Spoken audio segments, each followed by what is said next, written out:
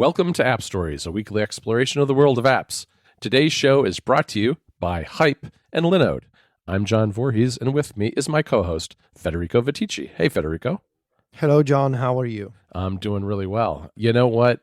I was writing this story for the club about iTunes and breaking it up and Marzipan and what all this means because, that's a rumor that we saw not long ago come out of that string of incredible leaks that Guy Rambo had on 9 to 5 Mac. And it got me to thinking as to what that will look like. And then I remembered you and I already did an episode about this. We did an episode 21 of App Stories was about this exact topic. It was about breaking up iTunes. But those were the days before Marzipan was even a rumor. I mean, it was back in September 2017, if you can imagine. I mean, we didn't even have iOS 11 yet at that point, which is kind of amazing. It was literally like a week or so before iOS 11, I guess. And I went back and I listened to it, and it was kind of fun to listen to and think about what our thinking was 18 months ago on breaking up all the different pieces of iTunes. And I'm going to break my arm a little bit here and pat us on the back because I think we did a pretty good job of predicting how I think people still think this is going to be broken up. I mean, we won't know entirely whether we were right or wrong until we see what Apple does. But, I think that the thinking on this hasn't changed a lot except for this one piece and how it plays into it, which is Marzipan. And I thought today we could talk a little bit what that means in terms of what happens to iTunes on the Mac, what we're going to see, how we're going to see the iOS apps evolve, and how those might translate into something on macOS. Yeah, that's a good idea, but it's mostly surprising to me how it was almost 2 years ago. It doesn't feel like where did 2018 go? I have no idea. Yeah, it's wild, and this is before. Yeah, because Marzipan was unveiled at WWDC 2018, so that would be last year, right? Yeah, this is crazy. Okay, so you mentioned how we almost got the idea right, but of course we didn't know about Marzipan. So can you give me the because I hate listening back to myself. You know this. I never listen back to. I cannot stand my own voice when I listen back. Yeah, you have to become an editor of audio to actually become okay with that now. Thankfully, there's other people, meaning you, that take care of this. But I cannot listen back to myself. So we got the basic points right. I think we mentioned how it would make sense for Apple to just make a Mac version of the iOS apps for TV and podcasts and music. But of course, we didn't know about Marzipan. So I was wondering if there's anything that sort of that you wanted to call out from our original discussion. I don't think so, because I think what we basically said was we thought these apps would do what Apple did with iBooks. And, well, it's not iBooks anymore, it's just books. But that we would see separate apps for podcasts and video and that sort of thing. And that's what the rumors tend to reflect right now. I mean, we did talk a little bit about the TV app. We didn't have quite the contours of what we've seen announced on March 25th. But yeah, in terms of, getting it right, I suppose it was mostly a matter of, what is, I think, been painfully obvious for a long time, which is that iTunes has become, on the Mac, pretty bloated, hasn't changed a lot in recent years. And it seemed natural, especially when you looked at what was happening on iOS with the separate apps, to do the same thing on the Mac. And, how that was going to work, though, is what we didn't really have any thoughts on back then. And that's because we didn't have any inkling of what Marzipan might be. That's kind of where this looks like it's going. So it's interesting to think about how those apps are going to break up. And when I look at iTunes, it's the other thing that's interesting about the Marzipan rumors is that almost immediately when people heard that these apps might be broken up into separate apps on the Mac, there was like this instant nostalgia for iTunes, which I don't really share. I mean, I kind of get it because I think that there's a concern that some of the power features of iTunes might get left behind. Things like smart playlists, ripping CDs, or encoding to certain codecs, that sort of thing might get left behind or might be just stuck in some sort of legacy version of iTunes.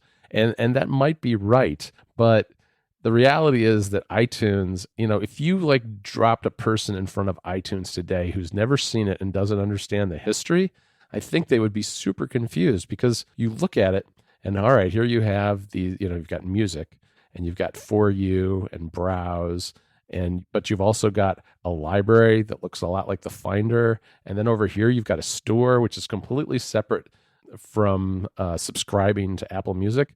It's kind of this, especially when it comes to music, it's this mishmash that I think is kind of confusing for users who may not know what the difference between buying a song and streaming a song is.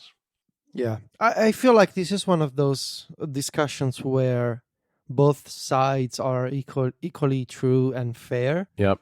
Because I think I happen to fall in both camps. I'm an Apple Music subscriber.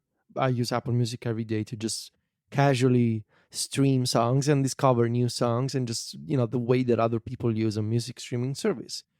And as an owner of a new Mac Mini that I've been using more compared to what I used to have before, MacBook Pro, I do find the Apple Music experience quite confusing in iTunes. Just the fact that you open iTunes and you don't see instantly a music streaming service, but you see sort of a combination of streaming and store, and it's kind of weird when you want to switch views.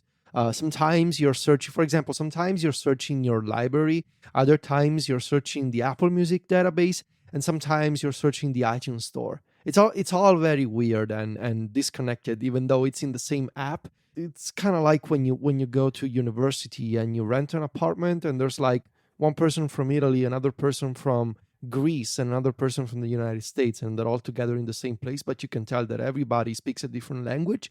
That's kind of what it feels like when you're using iTunes and Apple Music and your own library. I agree. And, you've got, it's weird. Because what makes it most confusing, I think, is that the library is really everything, because you'll find in there playlists that you saved from Apple Music that aren't really, physical copies necessarily of the songs on a disc on your Mac.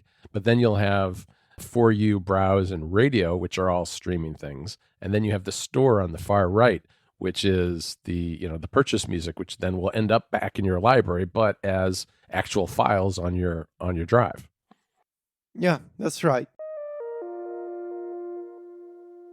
This episode of App Stories is brought to you by Hype Professional. With Hype Professional, you can create stunning, animated, and interactive HTML5 content. What's fantastic about Hype is that you can build your animations without writing a single line of code. The app uses a powerful keyframe-based animation system with an easy-to-use record button. The thing that's amazing about Hype Professional is that under the hood of that simple UI is loads of power. For example, the app features an advanced interactivity system that can trigger symbols and multiple timelines, and when you're finished, Hype outputs state-of-the-art HTML5 and CSS3 driven by JavaScript. Those exports are compatible with everything from IE6 to the latest Chrome, iOS, and Android. And if there's an effect that won't work with what you're creating, Hype will warn you, so you're never caught off guard. Of course, Hype also supports responsive and flexible designs to accommodate all sizes and shapes of device layouts. Here's the thing.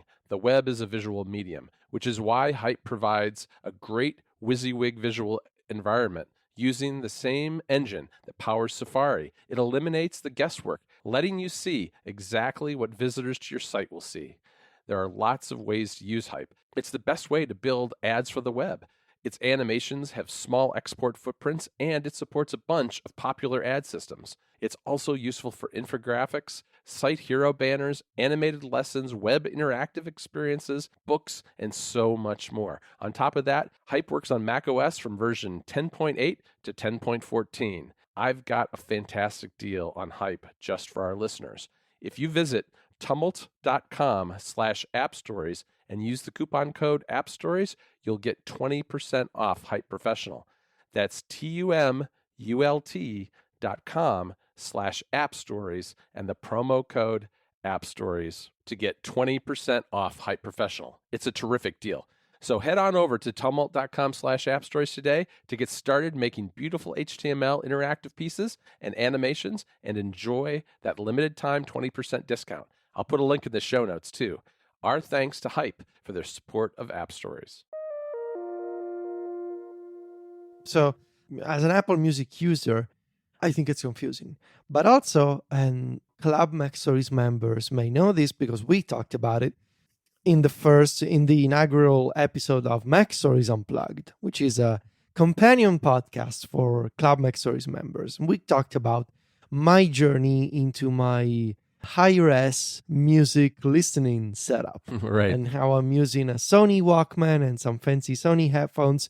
I'm now in the process of researching a Sony DAC and an amplifier for my desk. So yeah, I'm looking to complete the setup, and there's more details in Mac Stories Unplugged. But basically what I'm doing is I'm organizing and I'm managing via my Mac and an external SSD drive a library of music files, of lossless FLAC music files.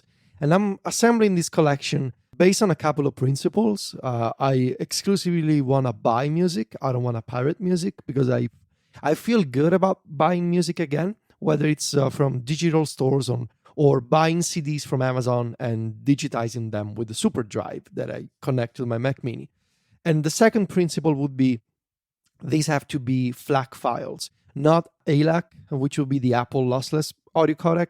Because of the device that I'm using to listen to music, this Sony Walkman does not support ALAC. So I want to make sure that I can use an open source format.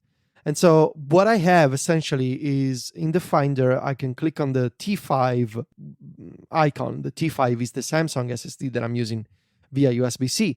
And there's a music folder, and inside the music folder, a bunch of other folders for all the artists that I want to keep in my library. And inside each artist, there's more folders for albums and so forth. And when you look at it in the Finder, it's all very pretty, right? It's a column view. There's artists. It looks organized. Right. I cannot put this library in iTunes, of course, because it wouldn't support native FLAC playback, and it wouldn't upload them to my iCloud Music library and all that. Right. But in the context of if iTunes is going away, the way that we know it, because Apple is just interested in bringing the Apple Music experience to the Mac, that probably opens the door for third-party music library, classic music library organizers type of apps, right? Right. Like third-party media managers. And in thinking about this, I wondered, maybe they already exist. Maybe there's already, a third-party app that takes what iTunes is well known for, but, takes it to the next level, adding features for power users or just people who want to manage their own music libraries that they're not available in iTunes. But there really isn't much choice at this point. No, and what's there is really not super great. It's really, and I mean, I'm just gonna say this. There's a bunch of open source apps, and I love open source software, right? I think open source is a beautiful thing, and I say this as the guy who open sourced 150 shortcuts on his website. But open source has many connotations, and usually in the context of Mac applications, Mac software, it's very rare to find open source apps that are well designed and pretty and nice and easy to use. And you know why? It's because they're made by programmers who usually don't care about design because they're just making utilities that serve a specific purpose, and therefore it only makes sense that design is not a priority. But my problem is that when I'm managing my own music library, I want to have something that is pretty and easy to use and intuitive and Mac-like.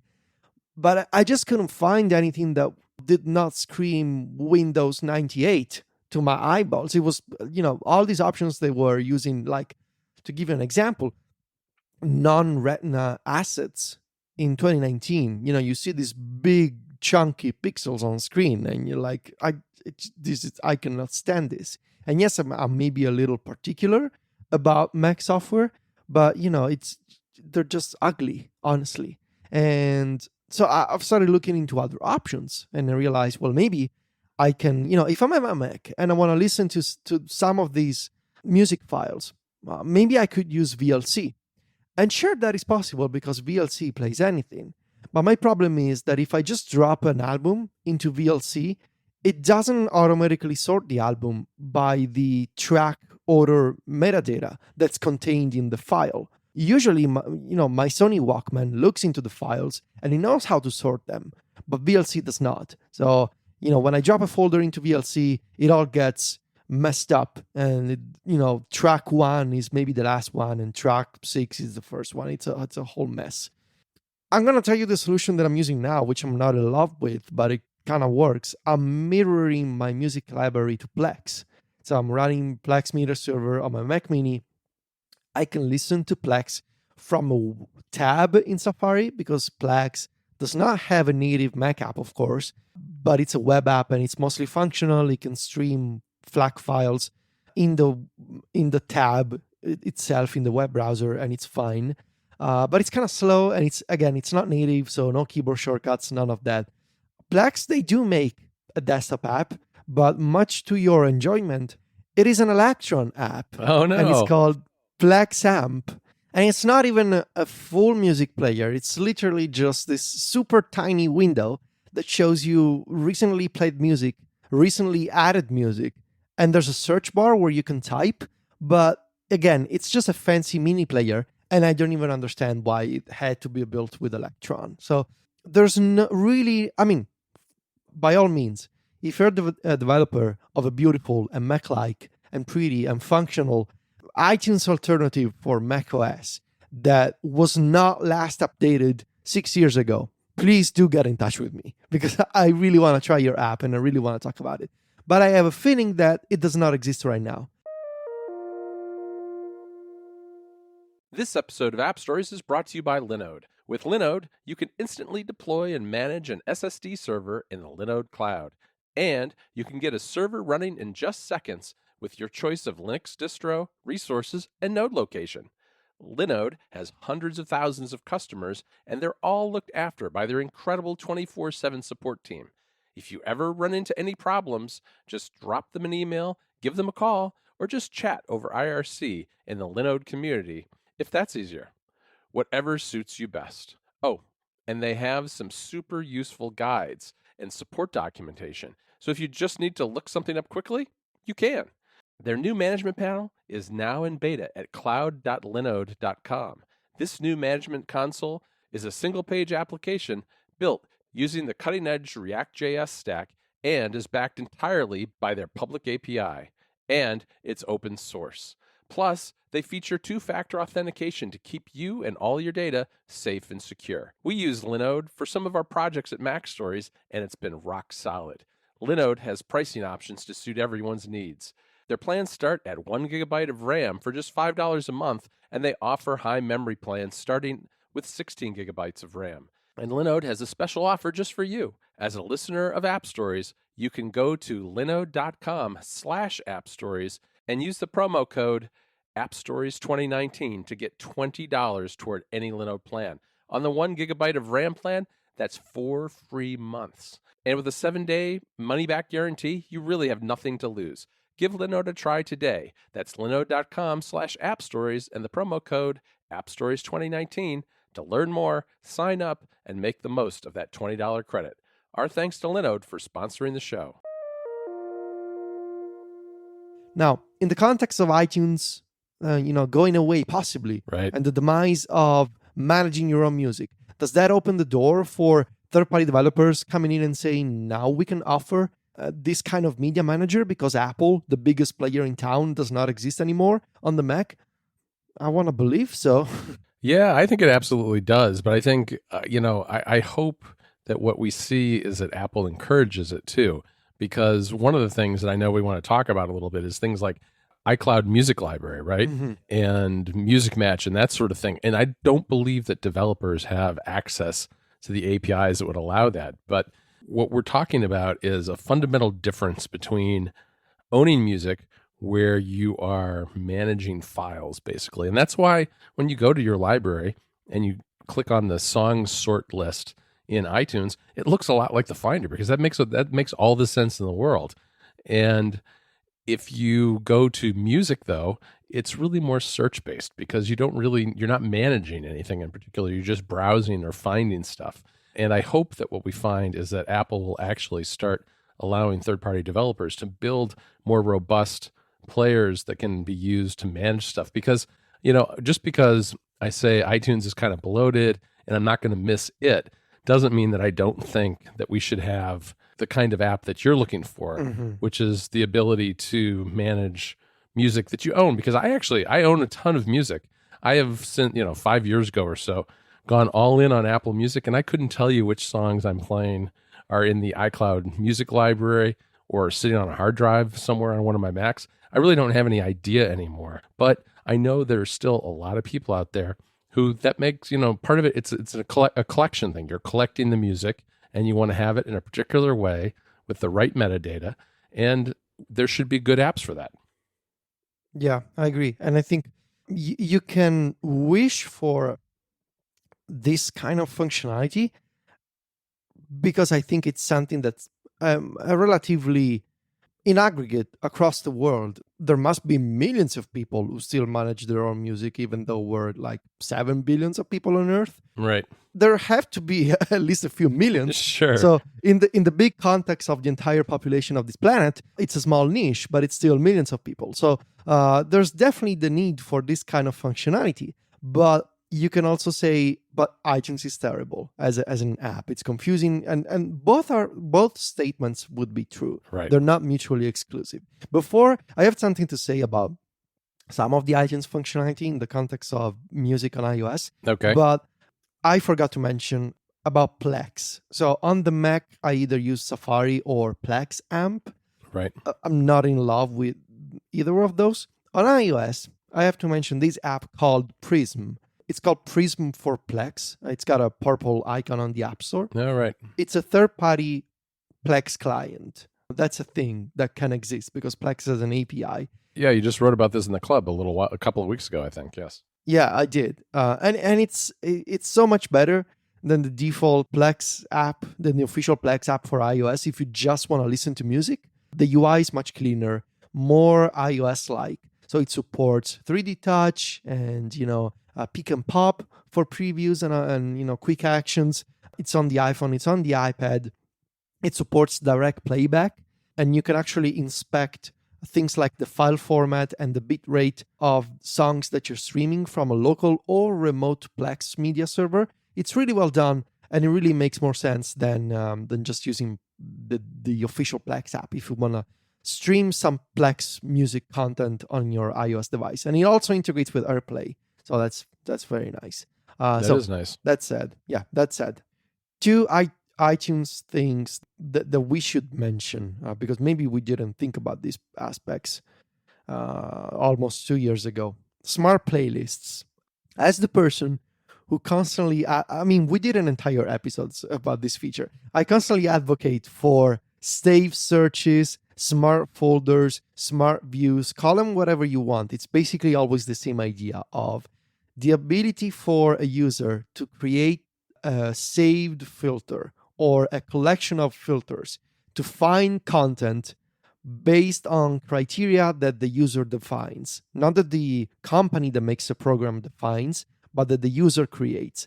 And this feature, you can find it in Apple Mail, in iTunes, in Good Task, in whatever, in Keep It, for example. Right. The idea of you create filters and you filter your own content based on your own needs. In a way, it's maybe a lightweight form of automation. You could say, you're programming a view to automate finding something. Now, ideally, if Apple were to say iTunes is going away, we're going to bring music to the Mac, the music app for iOS to the Mac, they should support smart playlist creation because I genuinely believe it's a great feature, even though, again, in aggregate, probably out of X billions of people who use Apple products, only a few millions know about smart playlists. True, although it's one of those features that works particularly well, especially if you have limited storage space on your iOS device, because you can set up a smart playlist that says, all right, give me all the songs that I've given a heart to in the last 90 days, but make sure that it's no bigger than 2 gigabytes of data, that kind of thing. And that's a really nice thing to be able to do, to manage that on that kind of granular level. And I feel like, there are iOS apps doing this. As you said, things like Keep It have it built right into the iOS app. So there's no reason why this couldn't exist in the music app. But, so far, I don't think there are any Apple iOS apps that have anything like saved searches or saved filters or anything. Not really, no. Again, the only Apple-owned app that gets close to this idea would be Shortcuts, which is an automation app that lets you create filters for anything. The other feature is, of course, iCloud Music Library, and the ability for users to upload their own tracks if they manage a music library, have them matched by the service, and if matches are not found, have the files that were not matched be directly uploaded to their own storage space online. All the music streaming services have this feature. It used to be a big deal years ago. Apple and Google used to brag about which service supported more music uploads. Right. I think Google, at the time, it was called Google Play Music. Is it still called Google Play Music? Maybe. I think it is, yeah. Probably. They were bragging about like 50,000 songs and then 100,000 songs, whatever. The fact is, if Apple brings music, the iOS app to the Mac, replaces iTunes, the music app currently does not support importing your music files and uploading them to iCloud Music Library. So are they going to get rid of the feature? Is it going to be Mac only? Or in an effort to unify the apps across systems, will they finally bring file import from the Mac to iOS? And again, ideally, yes, the last option is the best one. Right. They should finally allow you on iOS to take an MP3 file or take a folder of files and import them in the music app in your iCloud Music Library account. And really, even if you don't subscribe to Apple Music, but you're one of the few people who uses the music app without an Apple Music account, well, first of all, congratulations for your patience, because all those banners that push you to sign up, you really must push through to survive all those ads. But really, if you're one of those people that just want to use the music app, you need a computer to import music files, because the iPhone and the iPad cannot import music files at all. Right. So ideally, there should be, here's my wild card guess. There should be a file provider in the Files app that lets you import stuff into music. I think that's a really interesting idea. It'll never happen. We don't have any file providers like that right now, so I'm a little skeptical. But and I hate to say it, but I think what we'll probably end up with is a legacy version of iTunes that lets you still upload to iCloud Music Library that you'll be able to access on music, but that you'll still have to use a Mac, at least for a while. Because, there's only so much that we can expect Apple's going to accomplish between now and June. I know they've been working on it for a very long time, but I don't expect that we're going to see a ton of new features in a lot of these Marzipan apps, just because the sole act of bringing them to Marzipan, I think, is difficult enough alone without actually building out the feature set. All right, Federico. Well, I hope that I'm wrong about that. I really do hope that we see more full-featured apps coming to Marzipan. But I think with a lot of this Marzipan stuff, the key is going to be patience, because, we saw what we've got so far that came with Mojave last year, and it's obviously not great. And it's going to take a little while. But, when I see Steve Troughton-Smith on Twitter showing off that he's moved Overcast and pCalc and Twitterific and all these other apps to Marzipan without having the benefit of actual tools to do that, I think, cautiously optimistic that we'll get some real good tools this year, and that hopefully some of these spin-off apps that once iTunes is broken up, that they'll actually be usable and something that we like. Yeah, I agree. I would have never imagined that I would be arguing in favor of iTunes, but it's not the app; it's the idea that I want to defend. Right, it's the functionality, and that functionality I do think is going to have to survive. It's just a matter of where and how. So yeah. All right. Well, I think that's a good place to stop for this week. I want to thank our sponsors again. That's Hype and Linode. And we will be back next week with another episode. You can find me and Federico over at macstories.net. Federico is also on Twitter and Instagram as Viticci. That's VITICCI.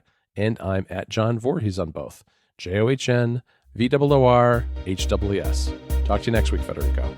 Ciao, John.